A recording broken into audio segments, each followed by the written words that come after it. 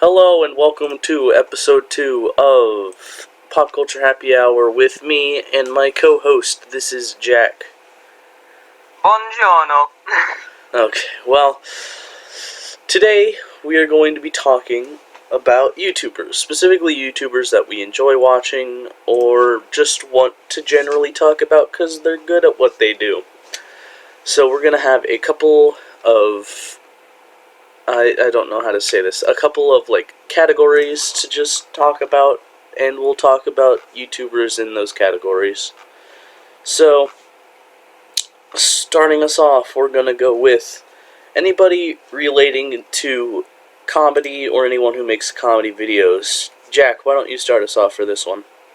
We're starting off with in my opinion, the king of comedy himself, John Tron, who just makes these amazing kind of reviews of originally just video games, but then he moved on to TV shows and movies and other stuff like that, and all the while having these hilarious videos that every single one has at least 5 meme templates per video. Especially one of his best ones, definitely his Flex Tape video and his Kid Nation video. Yeah, of course. Yeah, and also he's just a really fun guy, and also his commentary is not just funny, but it's also informative. It's very informative. Okay. I actually went with Josh Dub and all of his friends. Now, Josh Dub, while being primarily VR gaming, he basically hangs out with a couple of other YouTubers, or one of them is actually a kid who just does Twitch streams. But they basically just do some hilarious stuff in games like VR Chat and other VR games, and it's just generally funny to watch because the kid that I talked about, the one that does the Twitch streams, his name is Rekid because oh shit. Yeah. That's what he be like. That's what he be like. Okay, moving on to our next category. It is gaming. Gaming. Without a doubt, my pick, the Russian Badger. I've watched the Russian Badger. I can talk about this as well. Yes, the Russian Badger, aka the absolute new god of memes, because every single one, he has more than a dozen memes per second. Right, yeah. And not only is he informative because he mainly does he does gaming videos on stuff like Rainbow Six and a few other games, where he explains what the game's all about and how it does it, all the while in between it's just him playing with his friends, which are also absolute maniacs and meme lords. And all the while, just it made me fall over with laughter a couple of times. Yeah. I remember, the first video of his I actually saw was his video on Spider-Man PS4. Oh, spicy, sarcastic super jerk. Yup, spicy, sarcastic super jerk. It's, genuinely hilarious. You could laugh, I would laugh out loud at this probably 5 times per every, joke. Yeah, the one that actually I first got into him with, the first video I saw of him was Operation Nanomachine, son. That was a good one. Because it was 2018 the time when Metal Gear Rising Revengeance took place, so I was full on the Metal Gear Solid meme train. Nice. Alright. My gaming YouTuber is Slimesicle, who is more known for hanging out with people like Call Me Carson and Jay Schlatt and a couple of others like Grizzly and all those people. But the reason I chose him specifically is because he not only makes gaming, which is mostly what he does, but he also does funny little skits that might even show up in videos, or there's actually one that's just called Corn. One of his videos is just called Corn. Just corn. It's just a fake corn ad, but it's so hilarious and it goes insane. It's just good. He's a good. What is that? Is that ad like the Big Bill Hell's Cars ad? No, I don't think so. It's on the level of Jones Barbecue and Foot Massage kind of a ad, like a comedy ad. Oh yes. Yeah. Um, he even created a little jingle, and you hear it at the end. It's funny. It's funny, but he mostly does gaming videos with, again, people like Call Me Carson and a couple of others. There's his most recent one. They were playing like that trader game, the one that in the snowy countryside game. That one. I don't remember what it's called. I would not even know where it is. Well, fun. But yeah, he's very fun, and he's very kind, actually, is what I've heard from people who've met him. So, yeah, he's also in Lunch Club, which is just a couple of YouTubers like Call Me Carson and all those. So, yeah, that's just another extra thing. Okay, moving on, we have review YouTubers that review things, anything. Yeah. For me, definitely my pick would be Filmento, which is which is a YouTuber that we both really, really love. Yeah, Filmento is not only a movie review channel, but he also does little video essays on them. He has two main series, which is Film Perfection and Anatomy of a Failure, where he basically just says that this movie is good because, or this movie is bad because. It actually goes quite a lot into the more kind of academic elements of filmmaking itself, from camera angles, cinematography, and different parts of character development, which I honestly really love, because I've always loved the behind-the-scenes element of filmmaking. Right, yeah. But yeah, Filmento is, like, he's just smart. He knows what he's talking about. Like, he introduced me he's the one that, like, very heavily introduced me to the concept of show don't tell, and after seeing his videos, I've seen a lot more of why the showing is more important than the telling. Yeah, honestly, I've done the same thing, because before watching his videos, I had a concept of show don't tell, but he really kind of brought it over the edge for me, and that's why a lot of my favorite shows now are actually ones done by Gendy Tartakovsky, because he's the one who really focuses on showing and not telling. Right, yeah. Yeah, I need to keep looking at that, but I chose for reviews The Completionist, who is a gaming review channel. A lot of you have probably already heard about him, I'll be honest, because The Completionist is probably one of the biggest gaming review channels out there. The Completionist is run by... Did I seriously just forget his name? But the big beard bro. It's run by a guy. Yeah, a guy with a beard, a really big beard that everybody loves. Yeah, but he looks mostly objectively at video games, even though he does talk about, like, his personal experiences with the game, but he mostly looks at it in a highly objective way, where he just talks about the game and what happens if you complete all the little objectives, like the side quests and all that. And it's a fun time. It's something that really not many people are doing. Yeah. People don't usually take an objective look at a game. They'll just look at a game or movie or whatever, and they'll just be like, oh, here are my views on the game. But people like Filmento or like The Completionist will try their best to have an objective look at what the movie or game is like. Yeah, that's something I really like about The Completionist, because far too many people, well, while AVGN and Nostalgia Critic are both highly influential YouTubers, but they kind of put into this archetype of the angry reviewer, which sometimes, especially with Nostalgia Critic, the anger and the kind of comedic aspect of getting so rageful at a game kind of gets in the way of the overall objective judging of the film. Right.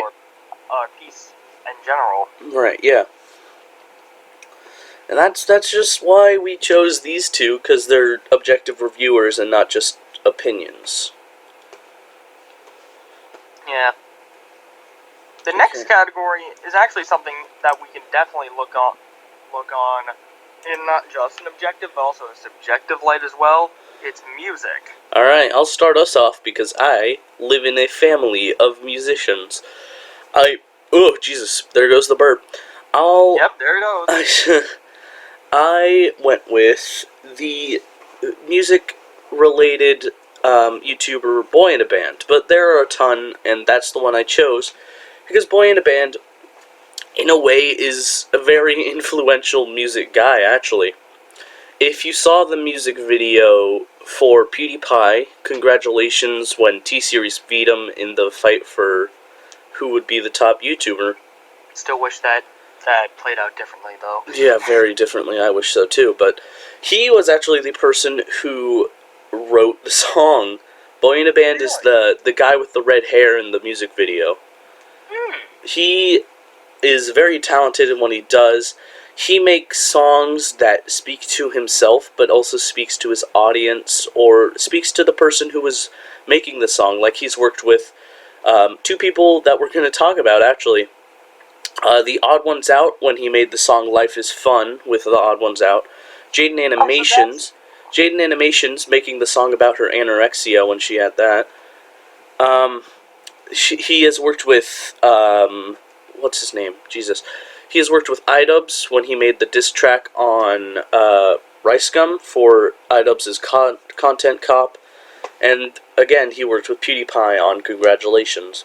Which, in the video when he was doing the behind the scenes for it, he was like, because we couldn't think of many rap songs about congratulations, and then he paused and he's like, oh crap, Post Malone. He completely forgot about it. But yeah, that's just how that went. And it's just interesting to see that this one guy has so many ties to these bigger YouTubers, because Boy in the Band is not big. I don't think many people know who he is, which is why I had to explain who he was. So, I know a lot more though, so if we don't have the recording long enough, we could probably just have a talk about our favorite YouTubers after this. Yeah. Alright. Yeah, for music, because I actually come from a family, or at least my dad was a musician. He actually, sang all throughout his childhood. From, singing with his manager at a pizza parlor in Maryland, all the way to the fact that he's actually been in multiple bands. Oh, dang, nice. Yeah, he currently has a cover band called the Joint Chiefs. Yeah, well, a bunch of really good friends. The reason I said I live in a musical family, and, follow me, you may not be able to, because there's a lot. My mother is a choir director and singer. She has been in the pit in many musicals playing the bassoon, and has been in the Manassas Symphony Orchestra playing the bassoon. My father was an opera singer when they had lived in Germany for a small while. He is also a very high tenor, but can also sing very low bass. My brother plays bass, both upright and bass guitar. My sister plays... my sister used to play the violin. She now plays the ukulele. And she is a very good singer. And I play the drums. I'm currently learning guitar and piano. And I can sing lower tenor and higher bass. Nice. Very nice. I'm, actually, in terms of voice, I'm actually slightly higher than you are. Oh, very much so. I will not disagree with that. But yeah, that brings me to my pick for the music category, Jonathan Young. I've never heard of him, actually. He's a cover YouTuber, which is why I mentioned that my dad's in a cover band, because Right. honestly, I kind of like covers quite a bit more, because they allow for more various interpretations of songs, like how the Animals did their cover of House of the Rising Sun. Jimi Hendrix did his cover of All Along the Watchtower. They all lead to very different and sometimes very cool interpretations, which is what Jonathan Young does. That is pretty cool. He's also a really good drum player and a guitar player, sometimes making entire covers solely by himself. And they're actually usually power metal covers. Oh, nice. Various anime intros. Sometimes I remember one of my favorite covers was him doing a cover of Deja Vu by Dave Rogers, a Eurobeat song. Nice. But he's also sometimes comedic, like how in his cover for Breaking Benjamin's Blow Me Away, he was like doing all the deep kind of screaming that sometimes power metal does, and then he just sneaks in a little Nice. Yeah, I mostly will follow musicians that create their own original songs, because I create my own original songs, and it's a lot of work. It's not easy to create a song. People think, oh, you can create a song in a day.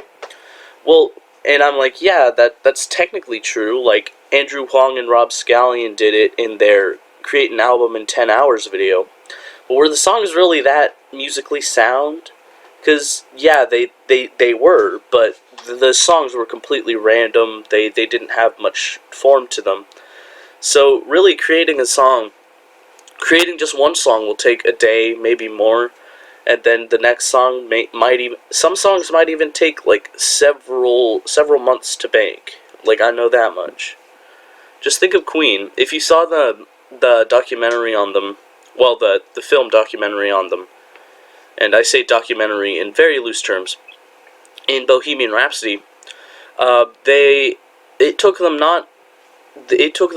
like a very long time to just write a song. It won't take just like a few hours or a few minutes.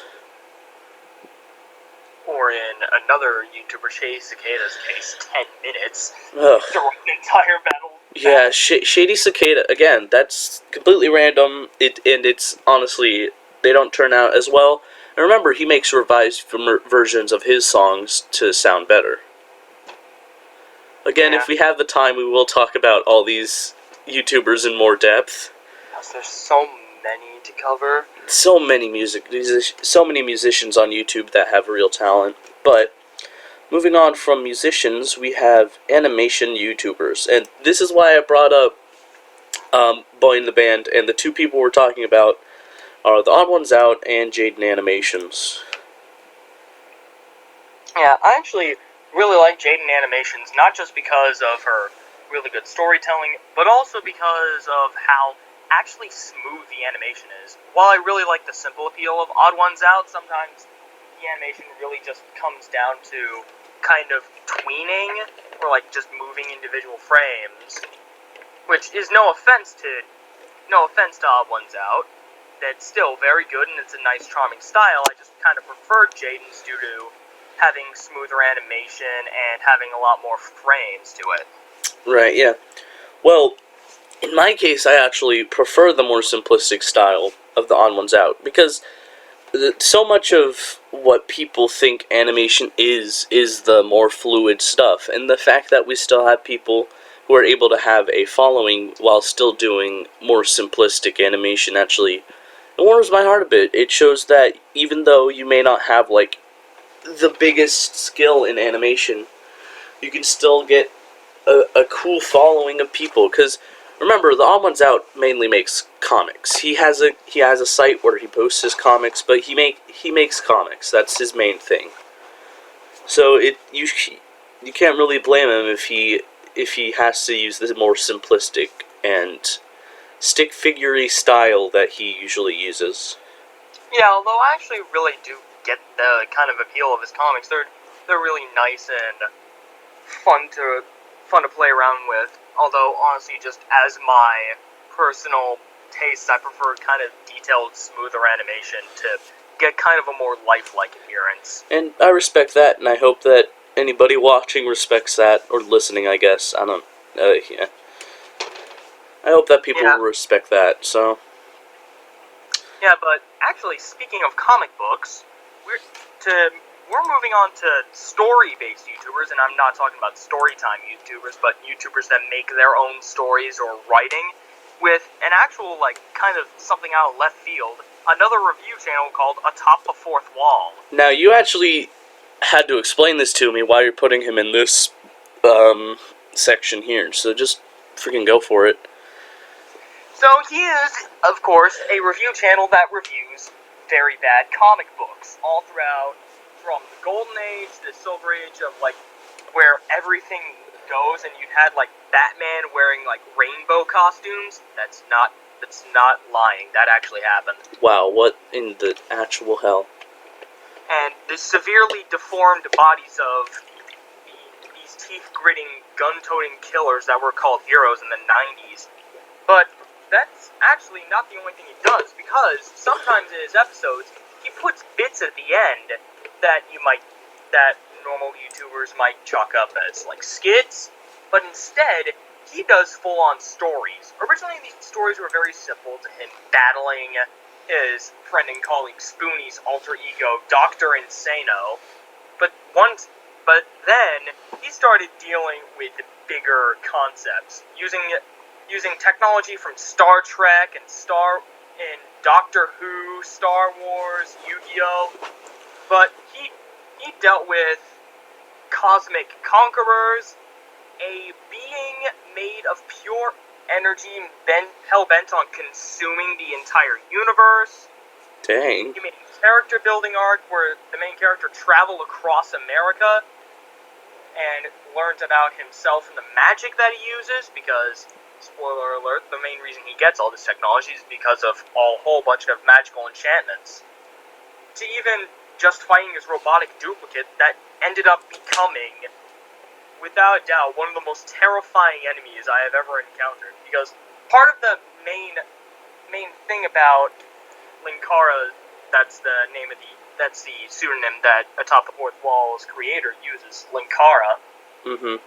Part of Linkara's kind of universe for the stories is that it takes place over various dimensions. There's concepts of dimensional travel, people coming in from different universes, and using other dimensional resources, like how that cosmic entity that tried to consume the entire universe once, that he actually beat using concepts that would come from Doctor Who, and it's all coming to very smart and sometimes comedic writing, with quite a few of his characters ended up becoming more depth that might seem like one-off jokes, but end up getting a far more diverse and far more character development than you might actually think. All while still having funny reviews. Right, yeah, of course. Now, the person that I went with is a little YouTuber. You may or may not have heard of him. His name is Thomas Sanders. Now, he used to make Vines, right? He used to be all over Vine. So He was like the Viner. he was the Storytime Viner, which is why, again, he is also in this section. But the reason that I put him here, and the reason that I'm using his YouTube channel for this, is because he has a little series called Sanders Sides. Now, Sanders Sides is like Inside Out if it was thrown on his forehead. And he basically just shows the sides of himself. So the main sides that you need to worry about are his morality, named Patton, his logic, named Logan, which is Pathos and Logos, if you couldn't tell already. Yes. Yeah. His creativity, named Roman, because, of course. And his anxiety, named Virgil, named off of a Roman poet, I think he was? Yeah, it was a Roman poet. The one that Dante near fetishized over in the Inferno. Oh, Jesus Christ. But yeah, those naming, he not only does he use those naming conventions, but he also has two other quote-unquote bad sides, because Virgil, despite being his anxiety, is actually one of the good guys, again, in quotes, because you can't really tell, and they all have little flaws, and they all come out, and that's why it's a good story. But the two quote-unquote bad guys that he has is Deceit, whose name is Janus, named after a Greek god, I believe. And Remus, his bad, quote-unquote, creativity. Basically, like, intrusive thoughts, things that you wouldn't really do, but that you think about. And that's actually named after I believe was named after Romanus and Remus. I think that's what it's called. Romulus and Remus. Yes, and those are about, like, two twins, which is pretty smart if you think about it, because Romulus and Remus actually turns over and is comparable to Roman and Remus, because they are the two sides of Thomas's creativity. Now, not only does he do that, but each of the sides has their own little quirks. They all have their ideals. They all have their, like, things that they would disagree with, and things that you would honestly probably think about if you had the time to sit down and talk to each of the sides of your own personality. And something that I would really want to do. Same here, man. I want to know why I'm so depressed. I want to know why I hate myself so much. Yeah, that's all cool, but basically he does a bunch of videos talking about mental health, his own mental health, actually, but it also could relate to people dealing with issues of the same nature. He did a full video dealing with intrusive thoughts. He debates with himself on whether lying is good or bad. He basically has a debate every video with his sides, like between his sides, about whether something is good or bad, whether he should do something or do something else, whether this or that, basically, this or that, or a compromise, which usually will come up, but sometimes it just can't happen, because not everything can be a compromise. Not everybody is happy in a compromise. Because if you end up trying to please everybody, you end up pleasing no one. Exactly. Just look at Pippin. That's a musical. I shouldn't be talking about that right now. Yeah, Pippin is just... I watched it recently, it's pretty good. But, moving on from that, we have... food YouTubers. Yes. And now, something that I actually also had to explain to Tim. Yeah. Not besides Linkar's little escapades into storytelling, but it's binging with Babish. For a guy that goes by the pseudonym Oliver Babish, his real name is Andrew Rea,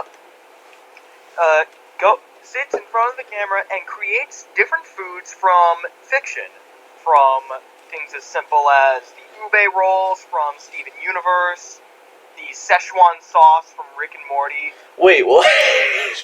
You didn't say that. His own version of that. Oh, wow. Okay.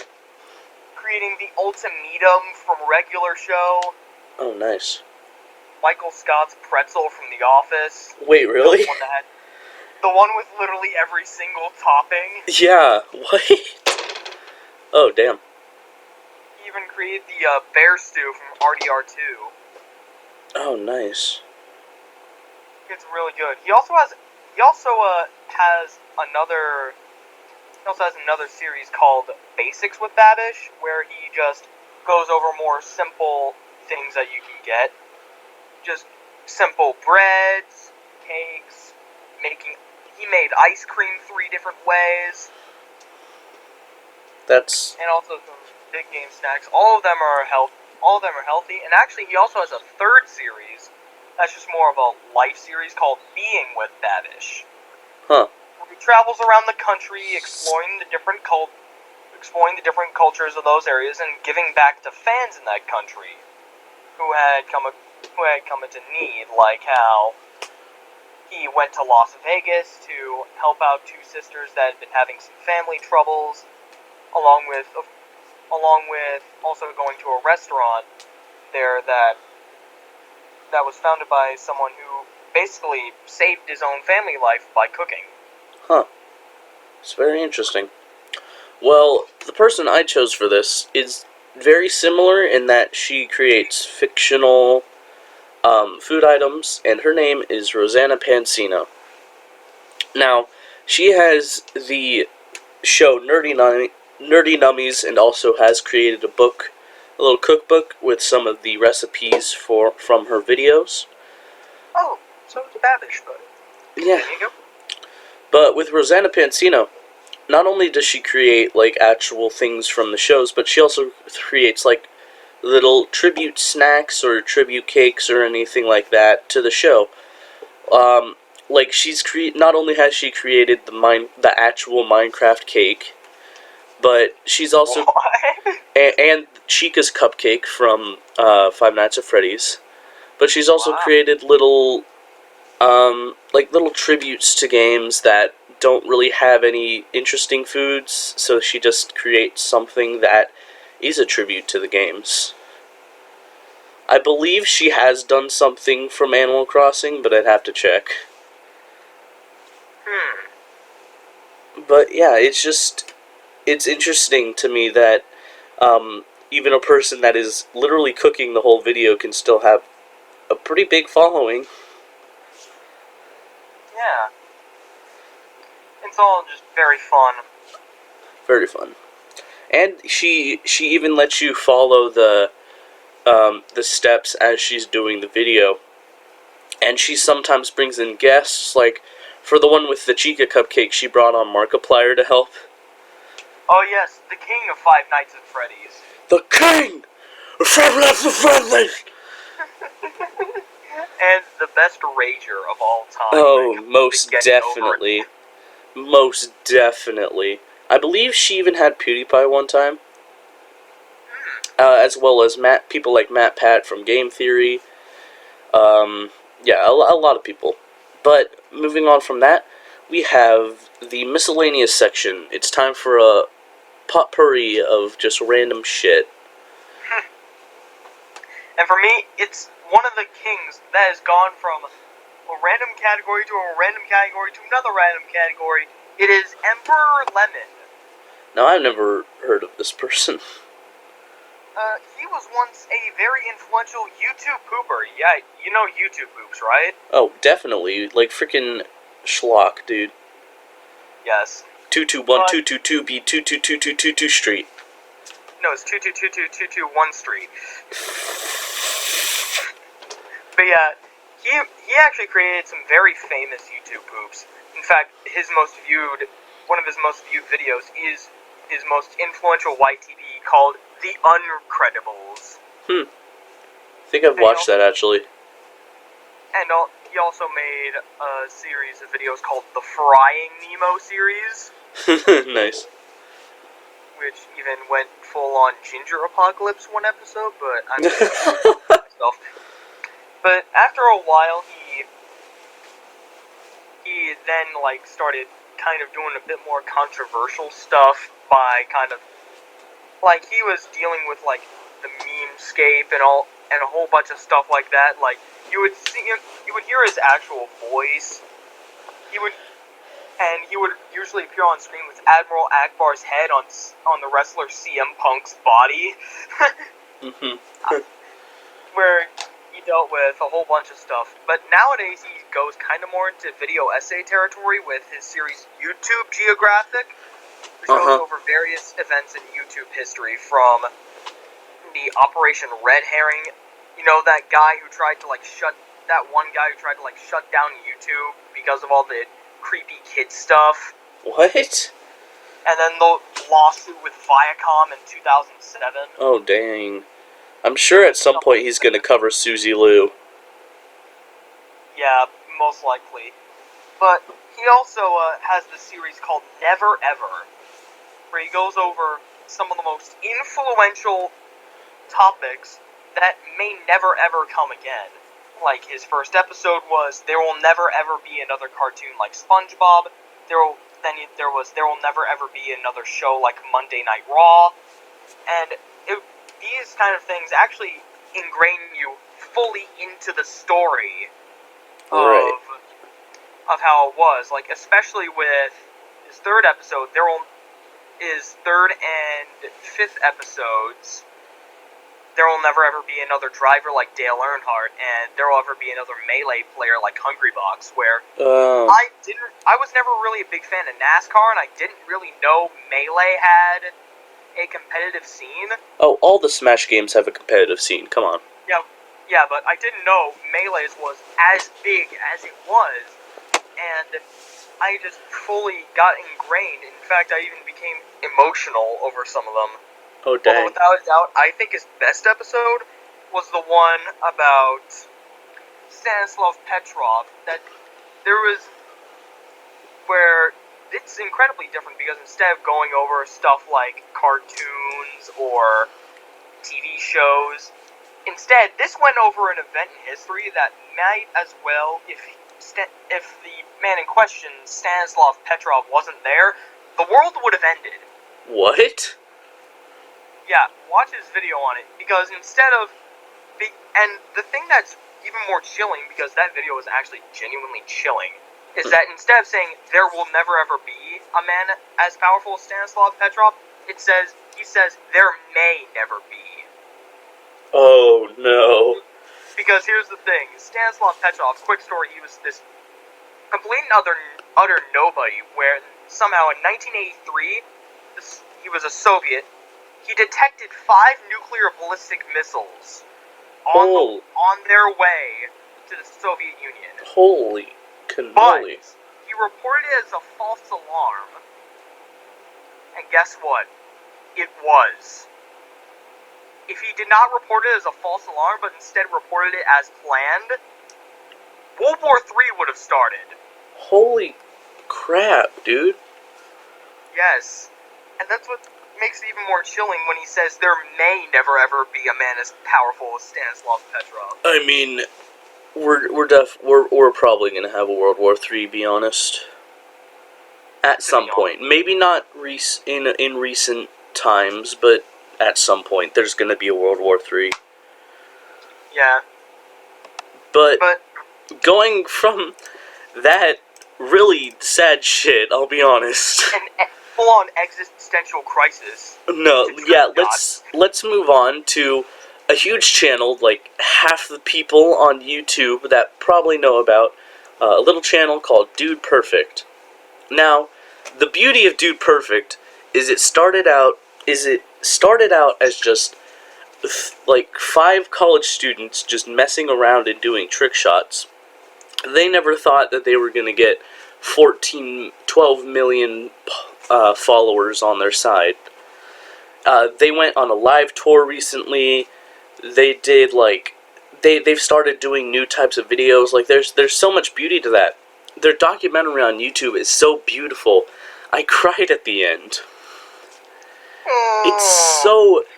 They genuinely care about their audience. At the end of each of their videos now, where they recorded beforehand, they just say, this was recorded beforehand, stay home and stay safe. It's so...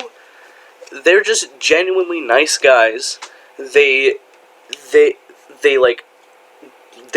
meet their fans at the end of their live tour. They went and saw this kid who couldn't come to their live tour because he had been diagnosed with an illness that was deadly to him. So what they did is they went over to his house and just kind of hung out with him. And then at the live tour, they said to the audience that this kid couldn't be there. So what they did is they got the kid on call, and the whole audience behind them just cheered for this kid. It was so beautiful. What they started out as to where they are now is so genuinely different, and something that they would never expect to happen. Because again, they were just 5 college students. And it's just... The whole documentary, if you have the time, if you have an hour of your time that you just want to waste, go ahead and go to that video, watch it.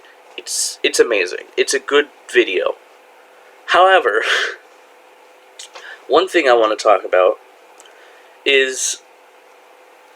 So, we're both still in high school, me and Jack. Yeah. We have school-mandated computers, school-mandated laptops. Now, a problem I have with this is that they have to block some videos from YouTube, which I'm like, yeah, there are bad videos, there are inappropriate videos. What I don't understand is that they have blocked the entirety of Dude Perfect's content. I got confused by this when I first heard of it. Like, what? They blocked them? They blocked them. They blocked them. However, Grade A Under A guy who curses every 5 seconds in his videos, most of his content is still up on the laptops. And I bet there's still that whole Elsagate stuff that I bet is still unblocked. Yeah, there's a lot of bad. And yet, they get rid of the most Christian, while still being nice, people on the planet who just make trick shot videos. I don't understand. Like, I don't understand either. they literally, like, turn away companies who try to get their ads onto their videos because they sell beer. Because they know they have kids that watch their videos. Wow. They literally advertise themselves as people where the whole family can watch them. Again, if you have the time, watch the documentary. But I am pissed. I am genuinely mad. Ugh. You really do be like that sometimes, though. It is what it is. And thank you for watching. That's the end of the vids podcast. Yes, that's the perfect way to end it. Yeah, perfect way. Let us know if there's any YouTubers that you think that we should have talked about, and just, I guess, put them in the comments, and we might make a part 2 like in the last one. Yes. Anyways, thank you for watching, and we'll see you in the next one, the next thing that happens. Alright, bye.